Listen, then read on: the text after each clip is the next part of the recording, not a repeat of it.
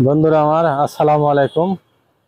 আজ আপনাদেরকে আমি পদ্মা নদীর শাখা নদী বড়াল নদী দেখাচ্ছি। আজকে দেখুন আপনারা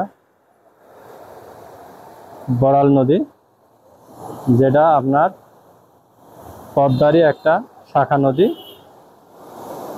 বারে যে বড়াল নদী এসে তার ঢেউ দেখুন।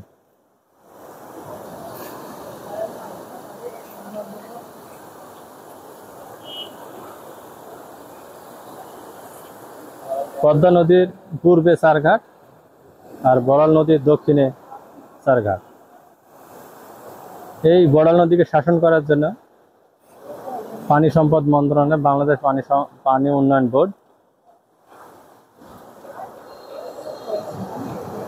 1984 সালে 85 সালে এই সুইচ গেটটি নির্মাণ করে। সুইচ গেটটি 3 ভোল্টের রেগুলেটর,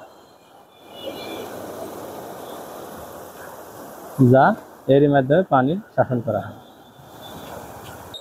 বন্ধুরা আমার দেখুন কি ঢেউ, ঢেউয়ের কি শব্দ।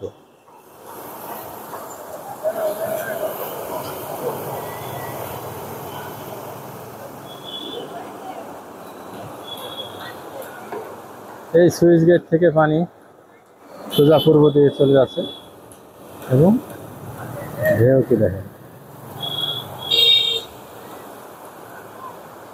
এটি চারঘাটেরই গর্ব। এই সুইচ গেটটি মূলত চারঘাট বিভিন্ন সময় ডুবে যাওয়ার কারণে এই গেটটি দিয়ে চারঘাট ডুবানো থেকে রক্ষা করানো হয়েছে। দেখুন আমি এটা একবারে ব্রিজের মাঝখানে উঠে আপনাদেরকে দেখাচ্ছি। দেখুন নদীটা সোজাসুজি পূর্ব দিকে চলে যাচ্ছে। বন্ধুরা আমার দেখুন,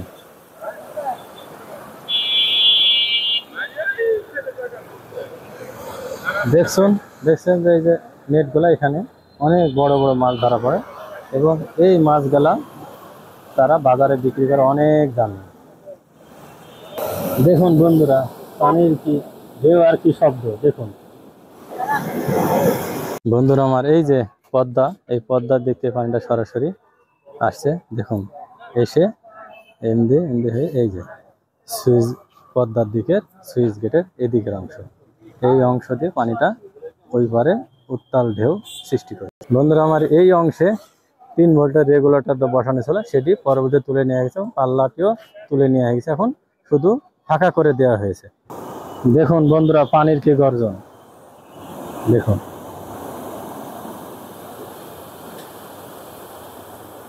বিশাল গর্জন। এই গর্জনের কারণেই এই